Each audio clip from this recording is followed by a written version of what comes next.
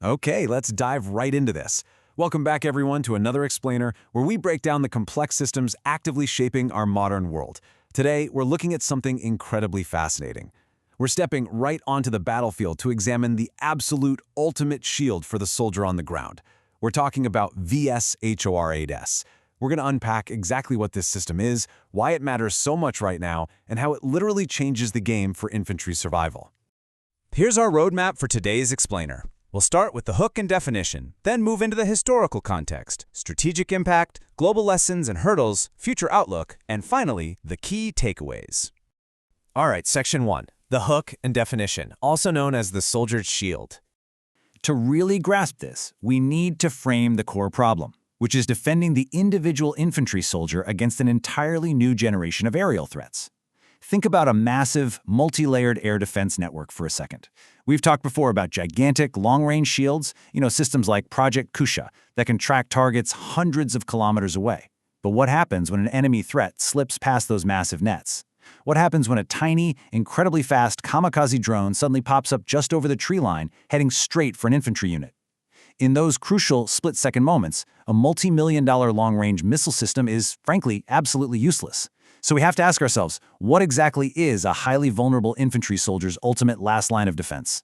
Well, the answer is a MANPADS. That stands for Man-Portable Air Defense System. It's basically exactly what it sounds like. We're talking about a highly advanced, shoulder-fired missile specifically designed to be carried and operated by a single soldier to absolutely destroy low-flying helicopters, fighter jets, and those fast-moving drones. And the reason this is so absolutely critical right now is that the DRDO, India's Defense Research and Development Organization, recently conducted 2 flawless flight tests of their Indigenous Vshorads missile. This is huge, guys. It signals a monumental shift. The Indian Army is finally getting ready to replace systems that are literally decades out of date. Moving right along to Section 2, Historical Context, from Import to Indigenous. To really understand why these DRDO tests are such a massive deal, we gotta look back at the history of India's air defense struggles, because for decades, the Indian Army has relied super heavily on Russian Igla M systems. We're talking about gear first acquired all the way back in the 1980s. The glaring problem? Those old systems are practically obsolete today. They are highly vulnerable to modern flares and advanced electronic countermeasures. India literally spent years struggling to import a replacement. They even selected the Russian Igla S back in 2018, but that whole import deal totally stalled out. But driven by the Make in India push, that stalled deal basically became an incredible opportunity. The focus shifted inward to domestic innovation. Now, fast forward to 2024, the DRDO's Vshorads has passed its field trials with flying colors. It brings together major stakeholders like the DRDO and domestic manufacturing partners like Adani Defense to finally give infantry soldiers the critical upgrade they've been desperately waiting for. Which brings us to Section 3, Strategic Impact, Advantages for India. Now, what's really interesting about this slide is how this indigenous system brings massive game-changing benefits directly to the Indian forces on the ground. The first major advantage we have to talk about is high-altitude superiority. This isn't just your run-of-the-mill generic missile. It is explicitly optimized for the freezing super-thin air environments of high-altitude mountainous terrain. We're talking specifically about regions like Ladakh and Arunachal Pradesh. If the Chinese PLA attempts to deploy attack helicopters or surveillance drones across the line of actual control, this exact optimization empowers a single Indian infantry soldier to shoot them down instantly. It completely, 100% changes the power dynamic in the mountains. And this brilliantly illustrates the brutal economics of modern drone warfare.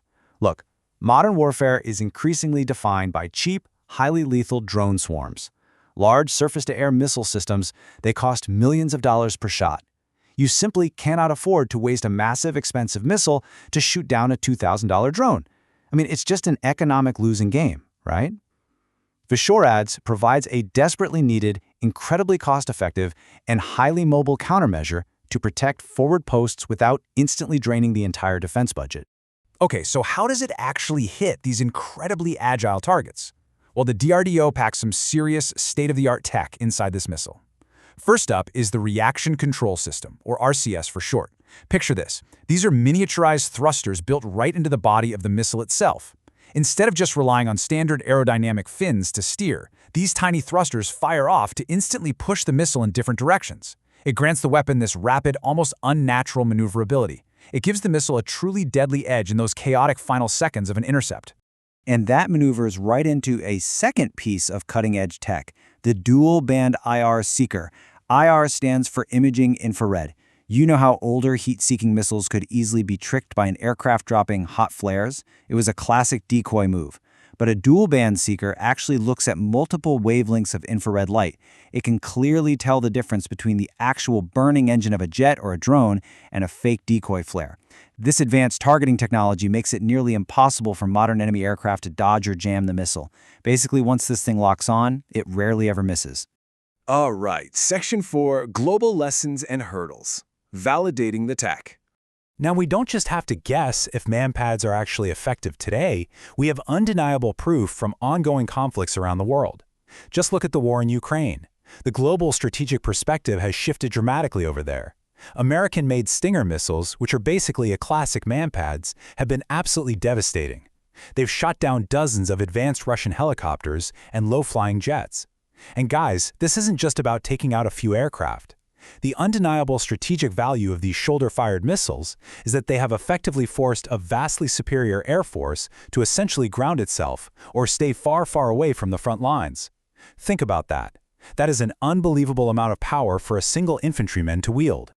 But listen, having a great prototype isn't the finish line here. The next massive hurdle is mass production. It's one thing for the DRDO to build a few flawless test missiles in a highly controlled laboratory setting, right? It is an entirely different beast to manufacture the thousands of units the Indian Army desperately needs like yesterday. The major challenge is scaling up that factory production without compromising the highly sensitive, precision-engineered, dual-band IR seeker technology we were just talking about. Quality control at a massive scale is the next big test they have to pass. Moving to Section 5, Future Outlook. Extreme portability. So the Ministry of Defense has formally cleared the bulk acquisition of Vshorads, which paves the way for tactical deployment. And what does that deployment actually look like on the ground? It creates what we call the invisible soldier. Think about heavy radar and SAM systems for a second. They're out there constantly broadcasting radar waves. They essentially act like giant glowing lighthouses on the battlefield, naturally attracting specialized enemy anti-radiation missiles that just lock onto those signals and destroy them. But a soldier carrying a Vshorads, they emit literally zero signals. They can hide completely silently in a mountain trench, behind a rock, or deep in a forest canopy. They are totally undetectable, completely immune to radar hunting weapons, right up until the exact microsecond they pull the trigger. It is the ultimate last-mile surprise defense. Okay, let's wrap this up with Section 6, Key Takeaways, or what I like to call memory triggers. So the crucial point is to lock all of this in and make sure this information really sticks with you. If you want to remember the absolute core of this topic, drill these key buzzwords into your mind. MANPADS is the overarching category. Vshorads is India's specific, brand-new indigenous system. It utilizes a dual-band IR seeker for totally unjammable precision targeting. It's built specifically for anti-drone and high-altitude warfare. It represents a massive, historic victory for import substitution over reliance on foreign arms, and ultimately it acts as the soldier's last-mile defense. Connect those triggers together, and you have officially mastered the concept.